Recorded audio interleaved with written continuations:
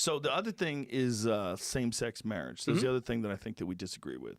Well, we agree with the marriage thing. Right, on I a don't think governmental the level. government should be involved.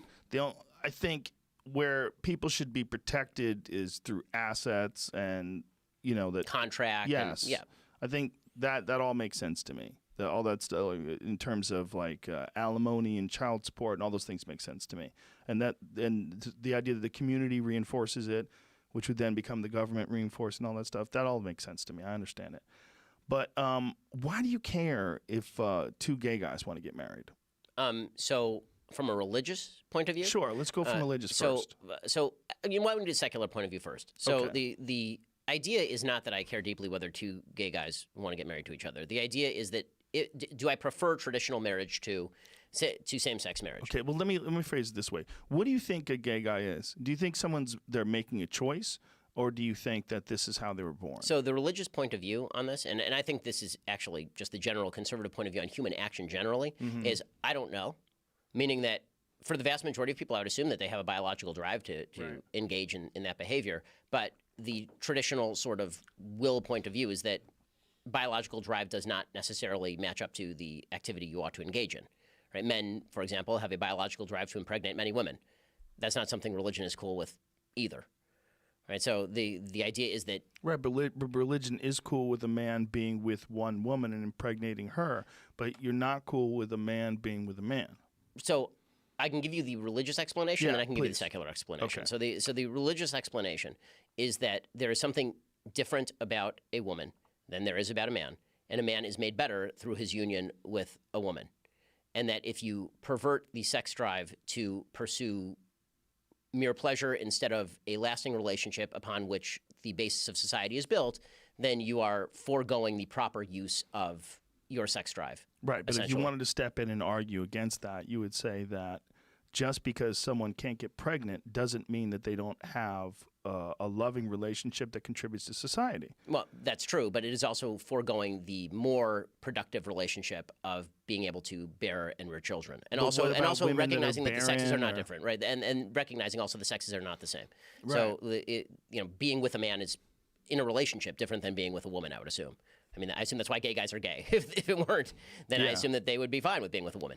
Right. So that relationship from a religious perspective is more valuable because women have different qualities than men. You round off each other's harsh edges. It changes you. I mean, being married changes a man in a different way that being married to a member of the same sex would. Right, but I don't want people to have to do it. But if you're, if Me you're, neither. I'm not forcing anybody, right? but I want them to have the option. And if you're a gay person, and to say talking you don't legally? know, no, I mean, of course, Because legally we agree, right? Yeah, legally. And I keep making this distinction because Yes. whenever I talk about my moral perspective on things, then people immediately assume that I'm a theocratic fascist. And I just Right. want to keep underscoring, Yes, like, my thank you. personal views on Dave Rubin's marriage are of no consequence to public policy in any way whatsoever. Right. But I agree with you on that, and I don't think it should be a part of public policy. And I think people should absolutely be allowed to marry and divorce and do whatever the fuck they want to do, no matter who it is. But why do you care? Like, as a person who's a rational thinker, it's pretty clear that people are gay. And I don't really think that this is a decision they make in terms of like, I'm going to make a clear choice to defy God and be gay. I think they're just gay. Well, again, I think that's a conflation and I don't think of it's everyone. It's a conflation of identity and drive with activity, which is something that religion fundamentally rejects. Okay. Right. So religion fundamentally rejects the idea that you are driven to do something. Therefore, it is your identity. Therefore, you get to participate in a behavior. That's a chain of thinking that religion So does not in accept. religion, if a man is gay, in your religion, Yes. if a man is gay and they're in love with another man, they should just squash those thoughts and find a woman. Well, ideally, they would be honest with the woman they marry, so they're not like messing up but the woman. they would want to go and ideally, get a ideally, woman. you would still get married and have children in a heterosexual relationship. If you're not up to that, then you wouldn't get married at all.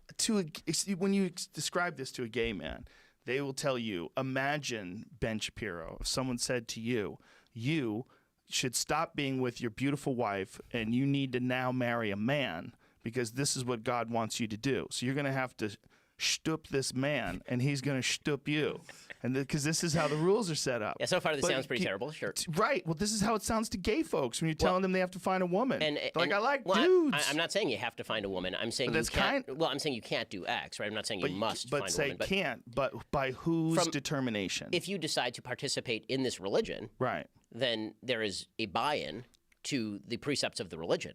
And the buy-in is you can't that, be gay. Well, no, the buy-in is that you can have whatever sexual orientation you please, but there's certain activity you can't participate in. So you can be gay, but you can't have gay sex. Correct. That's that. By the way, that's what the Bible. I mean, if we want to go direct to the text of Right. the Bible, that's what the Bible actually says, right? I mean, even the parts of the Bible that people really hate, Mm-hmm. those parts say that a man shall not lie with a man. It doesn't say a man can't be attracted to another man. That's Old Testament, right? Isn't it? That's right. That's our stuff, right? New Testament. It gets a little harsher in the New Testament in some places, Romans, Corinthians. Yeah. But in any case, again, when it comes to this, is what I'm puzzled by is the idea that this is a unique area of human behavior that religion is supposed to treat differently. Meaning, religion treats virtually every human activity like this. Sin is a failure to abide by a covenant, right? That's the definition of sin, right? When you commit a sin in Judaism and Avera in Judaism, what you are doing is failing to do a mitzvah, which is a commandment. You're violating a commandment. Well, there are lots of commandments that go directly against what people are driven to do. Just because the drive is stronger does not make it more morally non-culpable to violate that commandment. So when people pick this one out and they say, well, this one is particularly intolerant, for example, I don't see why it's more particularly intolerant than saying to a man that you have to marry one woman, or saying to a Jew that you are not allowed to eat this stuff. Or it may be harder. I don't think there's any question it's harder to abide by those commandments, but it is well within religious tradition, like literally every religious tradition, that there's a bunch of stuff you are driven to do that you can't. Now, again, you don't have to agree with my program. Right. I'm not trying to convert you. This is one of the nice things about my religion. I don't give a crap whether people are Jewish or not. Like, we actively discourage converts. But if you're going to proclaim that you are, abiding by traditional Judaism, this is the buy-in, right? There's lots of buy-in. You have to wear a funny hat sometimes. You have to go to shul on Saturdays. You have to keep Shabbat. Like, there's a lot of buy-in. And as long as I'm not bothering anybody else, I frankly don't see what business it is of legitimately anybody's what I think about personal relationships. I'm not imposing my view on anybody else. Well, I do acknowledge that out of all the religions, Judaism probably makes it the most obvious. They don't give a fuck what you do. Go ahead, do your thing. Like, they're not trying to We're proselytize. doing our business. You're doing your business. My uncle converted, and when he converted, it was a grind, man. He had to learn a lot of shit. It's like 3 years of a grind. It's a long time, yeah, for sure. It's a long time. So that was the religious perspective. On the secular perspective, when it comes to valuing traditional marriage over same-sex marriage, that's a very simple calculation, which is one type of marriage produces children in the traditional biological way, and then you have both parents in the house to take care of the kid. Right. That's the value of marriage. And I fully acknowledge that when the value of marriage shifted from it's about production and rearing of children to it's two people who love each other, the case for same-sex marriage went completely out the window. Right. So you are just sticking to your rigid ideology in terms of like what you believe to be a sin and not believe to be a sin based on your religion, based on this very strict moral fiber that this religion is operating in a religious context, meaning it applies to concept. me, it applies to my family, it doesn't apply to you. Right. But is there any room for growth in that when people have a better understanding about biology? Like if it was proven, if there's proven like, oh, this is why a person develops blue eyes, this is why a person is gay. This is why there's nothing wrong with it. Right. It's just a variation. No, it's red hair, it's freckles, it's gay, it's straight. You can tell me that homosexual orientation is 100% biologically driven, and I will almost completely agree with that. I think that there are some cases where it's not, but those are rare. But this do is you particularly think true. But by the way, the research tends to show that there's more sexual fluidity among females than males. Males, it tends to be either heterosexual or homosexual. That research is all done by dudes who want their wives to hook up with chicks, but keep going. Don't let me stop you. But honey, let me just show you the paperwork. But there's something wrong. But again, it's a question that I've always found actually not particularly interesting, simply because it doesn't take into account the worldview generally, which is that a biological drive does not equal excuse for behaving in a certain way. But that's where it brings me back to this. Like, is it possible that these laws in this religion were written when they're who do you think wrote the stuff? Do you think people wrote the stuff, or do you think God wrote the stuff? I think either way, even if it were, because I am an Orthodox Jew, I believe that at the very least it's God inspired and God written, right? But even if I believed on a secular level that human beings wrote that stuff, do I think that people 3,000 years ago had never seen a gay person before, Do or a you person think who that had they homosexual tendencies? understood? Like the very reason to have a commandment is because certain people in your community are behaving in a particular way, presumably. Right. There's no commandment not to take your head and shove it in a meat grinder. Well, this is also the argument against pork, is because they didn't understand trichinosis. They didn't understand you have to cook the meat to 145 degrees, and pork parasites, which are very dangerous for people. So I'm not a huge fan of naturalistic explanations for religion. Don't you think that's a good one, though, for pork? I mean, I don't know. Like, I think you could make an argument maybe There's that a kid who just died in India, and there was horrific X-rays of his head. He had parasites from pork that had gotten into his body, and they had nested in his brain, started developing all these cysts inside of his head, and they couldn't do anything about it because it was so deep in his head that if they gave him the anti-parasitic medication, it would cause swelling of the brain. And it was so. So how are you feeling about so bacon far right now? gone. Because you tell the story. It's actually pig shit, apparently. Oh, It's that sounds people not great. accidentally coming in contact with pig shit produces this particular type of parasite. Yeah, that's not kosher either. It's more rare. Yeah, But, but trichinosis was pretty common well, for again, a long time. their attempts to sort of paint back into the Bible certain rationalistic explanations Doesn't, like this doesn't was. that make sense, though? I think Why else would it be bad to eat pigs? Like Jesus loves pigs? Is that what's going on? well, I think that the reversal of the kosher laws in the New Testament, you know, from a Jewish point of view, where we don't believe in the divinity of Christ, I Right. think that there you can make an argument that the Gospels, which were written, He was just a prophet. And, right? No, we don't even believe he was a prophet. What do you think he was? What do you guys think he I mean, was? what do I think he was historically? I think he was a Jew who tried to lead a revolt against the Romans and got killed for his trouble, just like a lot of other Jews at that time who were crucified for trying to lead revolts against the Roman and got killed for their trouble. So he became legend in story, and it became a bigger and bigger deal as time went Yeah, on. he had a group of followers, and then that gradually grew, and then Do you think there he was resurrected? no, that's not a Jewish belief. Okay, I just want to check. Yeah, no, we're not into You're not we're not into into miracle zombies? stories. No, that's No? no. You don't have any miracles? in No, here? not by Jesus. Right? No? They're ones But in the Old God Testament. ones? Yeah, you've got Moses splitting the sea and all that. What do you think happened there? What do I think happened there? Yeah. Well, I'll go with the Maimonidean explanation that there was. It says in the Bible there was a strong east wind. Ah. So there was a naturalistic explanation for a physical phenomenon. That makes sense. I mean, that's So- what Maimonides is constantly trying to do: is read nature back into the Bible. Yeah. That is the problem with these texts, right? Is that you're trying to decipher translations from original texts which were written in ancient Hebrew thousands of years ago and were told in an oral tradition for longer than that. Right. I mean, this is where, you know, my book, which I always hesitate to pitch my own stuff because it sounds gauche. Pitch but, away. But the new book, The Right Side of History, #1 New York Times bestselling nonfiction book. Wait a minute. You got #1 in the New York Times best-selling. Really? Yeah, we sold enough that we knocked Michelle Obama out of the #1 slot for a week, so that was nice. Is there a protest? Well, no protests yet, but suffice it to say the New York Times book reviewer didn't like it, but I'm not super shocked by that. But the basic contention that I make is that Judeo-Christian values on the one hand and then human reason on the other, Greek reason, really, that tradition is a tension, and that tension is where Western civilization lives. That basically civilization is a suspension bridge. It takes certain fundamental precepts of Judeo-Christian values on the one hand, and then takes Greek reason, and they're pulling against each other. And sometimes reason feels like it's going to dominate religion, and sometimes it feels like religion is going to dominate reason. But in the best of all available worlds, you have a bridge that is capable of building upon, where you can actually have a functional civilization.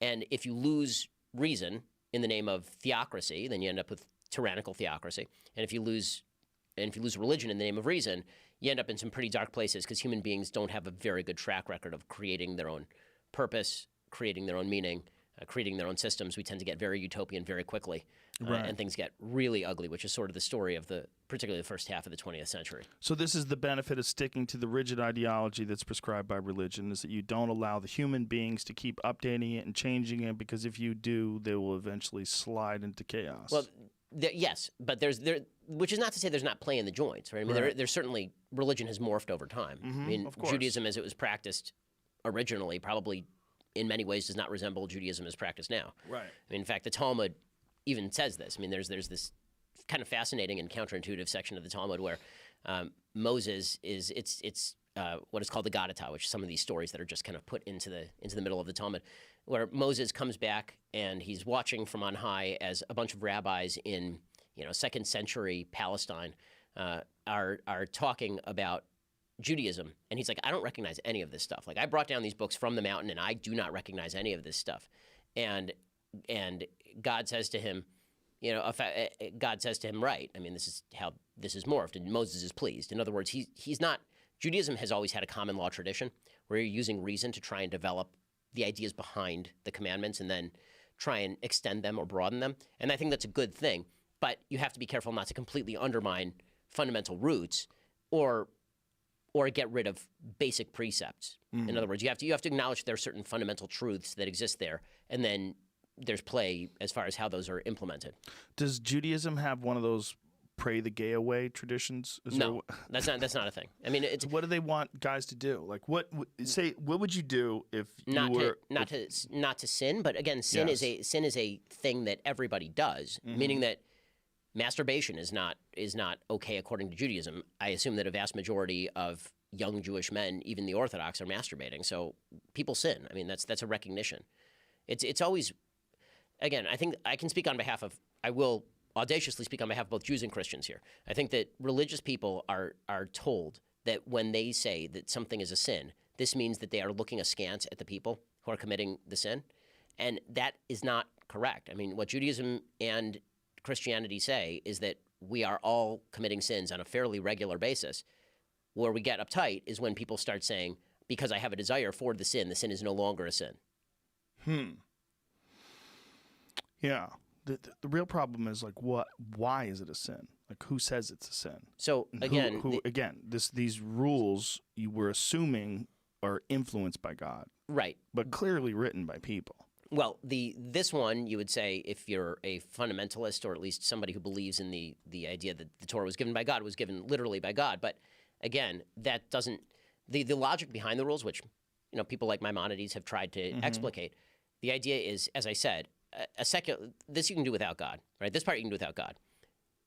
The human sex drive was made to procreate within a stable relationship in order to progenerate and have future generations of people. Misuse of that sex drive in any way, whether you're talking about from masturbation to homosexual activity, is therefore a diminishment of the use of that drive. That's the natural law case against homosexual activity. And again, I will reiterate for Media Matters for the 1 millionth time, I'm not in favor of any of this being encoded into American law because freedom is freedom. People should be able to sin how they choose so long as they're not harming anybody else. Right. No, but what about people that have had vasectomies? And what about women that also... Judaism is not cool with vasectomies. Not cool with it. And neither is Catholicism, from what I understand. Right. Right. Yeah, well, I'm not a big fan of that one either. That one I have more experience with. But so... What if a man is sterile and the woman's sterile? Are they allowed to have sex if they both know? So yes, because there are ancillary benefits to married couples having sex, like relationship building. Right. But that's not a generalized case against the favored view of sex, right? That's sort of like arguing that intersex people mean that there's no such thing as two separate sexes. There are two separate sexes, and also there are intersex people who have a condition. Yes. Right, and that's the same thing here. The case in favor of heterosexual sexual activity does not change based on the fact that some people can't actually participate in that. What would you do if a young gay guy came to you for advice? If someone said, hey, Ben, I'm an admirer of yours. I love the way you think and follow your philosophies, but I've got a problem. I'm a young Jewish man, and I'm gay, and I don't know what to do. What would you tell him to do? I mean, I can't tell them to do anything. Meaning, right. What would you advise? Would you tell them to not act out on those feelings? I would say you do the best you can as a human being. And from my moral perspective, you try to avoid sin as best you can. But everybody sins. The problem is that sin, though, it seems to me that it was defined by people that didn't understand biology because they were dealing with humans that existed thousands of years ago. No real understanding of why people were gay. I mean, I really don't think that biblical commandments are linked, and religious commandments generally are linked to a view of biology, meaning that... You don't think so? No, I think that all sin is a recognition that we have drives that we are supposed to forego. Okay. That's pretty much, I mean, that's fundamental to certainly Judaism. It's to Christianity as well, I would say. Islam even has this basic precept. Right. When I think we can agree that there's some real benefits to discipline. There's real benefits to having structure, and it doesn't mean that you can't be creative. It doesn't mean that you can't be free and do whatever you want some of the time too. But I think we can both agree that this is one of the best benefits of an ideology. And hopefully a positive ideology. Right. And one of the things that the reason I keep coming back to the governmental regulation point is because my view is that if your view of discipline is not my view of discipline, good on you. Right? Like go do what you want to do. Like I've never had a conversation with Dave Rubin about him being a gay guy. Right, but you did say that you wouldn't go to his marriage, right? Well, I said right. As a religious person, I can't say I can't actively participate in something that I consider to be a sin. But I would go out to dinner with Dave and his husband anytime. Like my wife and I would do that. Of course, we'd have him over to our house with his husband. You don't find any contradiction between your religious perspective and your personal perspective in that regard. That you wouldn't be there for religious reasons, but that you would be there for personal reasons. Like if it wasn't, would you go to the after party? Like if you wouldn't go to the wedding, would you go to the after party? Anything that was a celebration of same-sex marriage, no. Wow. So anything, but you wouldn't even go to the party? No, I mean that's it. And that's that. What if there was a barbecue the next day? Would you consider it a tag on? You know, and again, like I'm not sure why. I'm not a good party person, so I'm not sure why anybody would want me at their party. Frankly, I'm kind of a buzzkill. You'd be a great party. I haven't been to a party with you, but I went to a dinner party with you. That's true. We had a great time. That was a good time. That was a good time. That's a funny picture, man. That is a wild picture. People don't picture. know what the fuck to think about that picture. That is certainly true. Eric and Jordan and Sam and it's a Dave wild picture. and you and I. It's like what? All the white fuck? supremacists in one place, right? Yeah, all the